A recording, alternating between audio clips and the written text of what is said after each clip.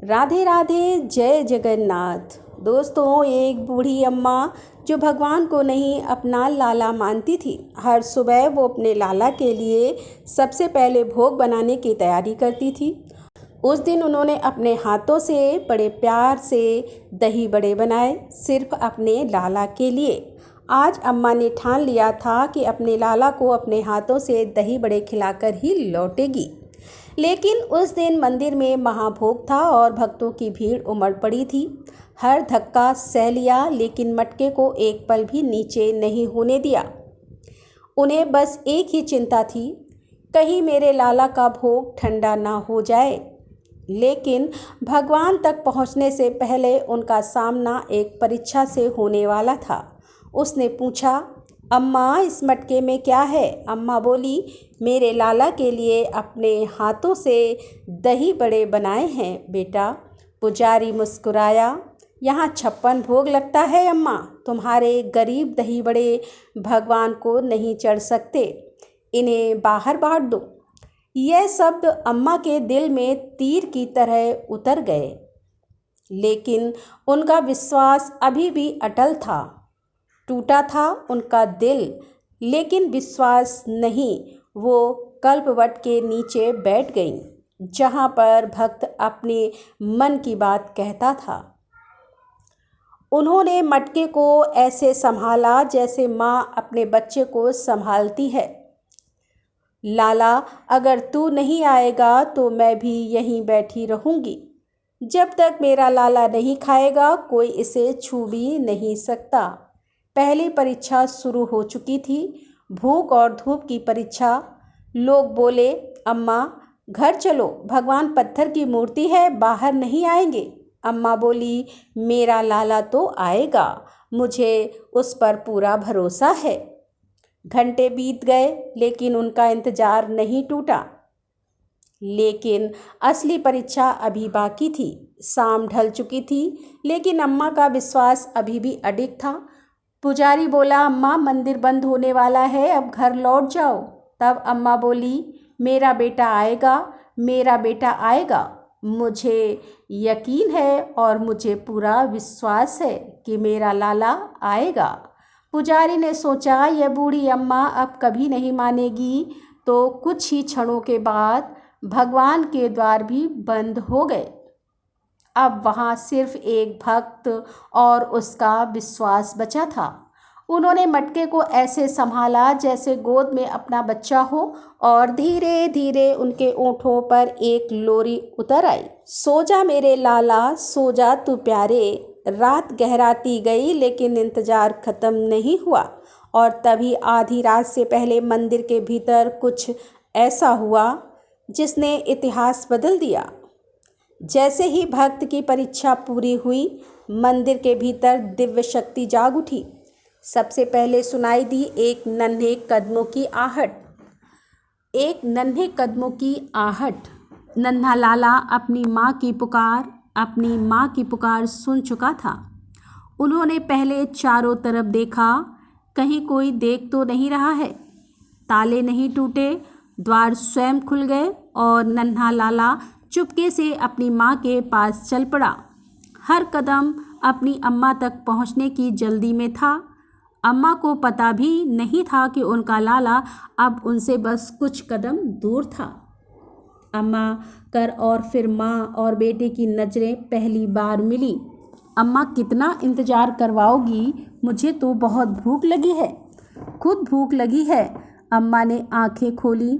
अब उनसे बस कुछ कदम दूर था अम्मा का लाला, और फिर माँ और बेटे की नज़रें पहली बार मिली। अम्मा, कितना इंतज़ार करवाओगी? मुझे बहुत भूख लगी है। अम्मा ने आंखें खोली और सामने वही चेहरा था जिसे वो रोज़ अपने मन में देखती थी। बिना कुछ कहे लाला अपनी माँ की गोद में समा गया। वो समझ गई कि उनका लाला सचमुच उनके पास आ गया है। अम्मा ने मुस्कुरा कर कहा, देख, तेरे लिए अभी तक संभाल कर रखे हैं। आओ। पहला कौर खाते ही लाला के चेहरे पर ऐसी मुस्कान आई जैसे उन्हें दुनिया का सबसे स्वादिष्ट भोजन मिल गया हो। और धीरे धीरे लाला सब तेरे लिए ही हैं। दही उनके गाल पर लग गए, लेकिन उन्हें उसकी जरा भी परवाह नहीं थी। रोने की आवाज़, माँ का हाथ भगवान के चेहरे पर भी उतना ही स्नेह बरसा रहा था। उस रात वहाँ भगवान और भक्त नहीं, बस माँ और बेटा थे। जाते जाते उस नन्हे बालक ने एक ऐसी मासूम शरारत कर दी जो सुबह सबको हैरान कर देने वाली थी। लाला ने आखिरी बार अपनी अम्मा को देखा और मुस्कुराते हुए मंदिर की ओर दौड़ पड़े। जिस तरह वो आए थे उसी तरह बिना किसी को जगाए वापस लौट गए और अगले ही पल नटखट लाला फिर अपने दिव्य स्वरूप में विराजमान हो गए। उधर अम्मा अपने लाला का प्यार दिल में लिए चैन की नींद सो गई। रात बीत गई, लेकिन सुबह अपने साथ एक ऐसा रहस्य लेकर आई जिसे कोई समझ नहीं पाया। सेवा शुरू होने वाली थी, लेकिन जैसे ही कपाल खुले मुख्य पुजारी के पैरों तले जमीन खिसक गई। भगवान के ओंठों पर ताज़ा दही और वस्त्रों पर सफ़ेद बूंदें, यह कैसे संभव था? रात भर तो गर्भा के द्वार बंद थे। यह कोई पुराना निशान नहीं था, दही अभी ताज़ा था। पूरा गर्भगृह दही बड़ों की मीठी मीठी खुशबू से महक रहा था। महाराज रात भर ताले में बंद थे, कोई अंदर नहीं आया। अचानक उसे कल वाली बूढ़ी अम्मा याद आ गई। उसके कानों में अम्मा की वही आवाज़ गूंजने लगी। अब उसे समझ आ चुका था कि उसने एक सच्ची भक्त का दिल दुखाया था। तब पुजारी बोले कि हे प्रभु, हमसे बहुत बड़ी भूल हो गई है, हमें क्षमा कर दीजिए। पूरा मंदिर मौन था, मानो स्वयं भगवान कुछ कहने वाले हों। और तभी पूरे गर्भा में एक दिव्य आवाज़ गूंज उठी। वातावरण में एक मधुर करुणामयी दिव्य वाणी गूंज उठी। तभी आकाशवाणी हुई। जगन्नाथ जी बोले, पुजारी, तुमने मेरे लिए अनेक भोग सजाए, लेकिन मेरी माँ का प्रेम पहचान ना सके। वह मुझे भूखा नहीं देख सकती थी, इसीलिए मैं स्वयं उसके पास चला गया। याद रखो, मुझे भोग का स्वाद नहीं, प्रेम का भाव प्रिय है। जहाँ सच्चा प्रेम होता है वहाँ आने से मुझे कोई रोक नहीं सकता। इतना सुनते ही पुजारी बोले, उन्हें तुरंत ढूंढो, उस माँ को पूरे सम्मान के साथ यहाँ ले आओ। कुछ ही क्षणों में पूरा मंदिर कंचन अम्मा को खोजने निकल पड़ा। उधर अम्मा अपने लाला की यादों में खोई हुई निश्चिंत सो रही थी।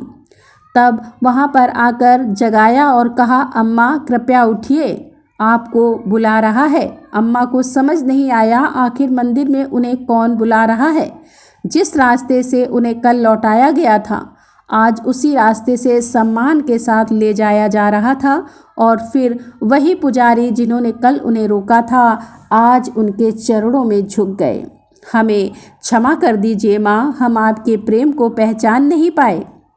तब बूढ़ी माई बोली, बेटा, जहाँ प्रेम होता है वहाँ शिकायत नहीं रहती। आज उसी माँ का स्वागत पूरे मंदिर ने श्रद्धा से किया। जिस द्वार से उन्हें लौटाया गया था, आज वही द्वार उनके लिए खुला था। उनके लिए यही सबसे बड़ा आशीर्वाद था। प्रेम से अर्पित किया गया प्रसाद प्रेम से ही स्वीकार किया गया। उस दिन हर किसी ने समझ लिया कि भगवान तक पहुँचने का मार्ग प्रेम है। माँ के चेहरे की वह मुस्कान उनकी सबसे बड़ी पूजा थी और लगता था जैसे लाला अब भी मुस्कुरा रहे हों। जिसके पास सच्चा प्रेम हो उसके घर तक भगवान स्वयं पहुँच जाते हैं। भगवान को सोना, चांदी या महंगे भोग नहीं चाहिए, उन्हें चाहिए केवल एक सच्चा और निर्मल प्रेम। जहाँ प्रेम होता है वहाँ भगवान स्वयं चले जाते हैं। यदि इस कथा ने आपके हृदय को छुआ हो तो इसे अपने प्रियजनों के साथ अवश्य साझा करें। जय जगन्नाथ, जय जगन्नाथ।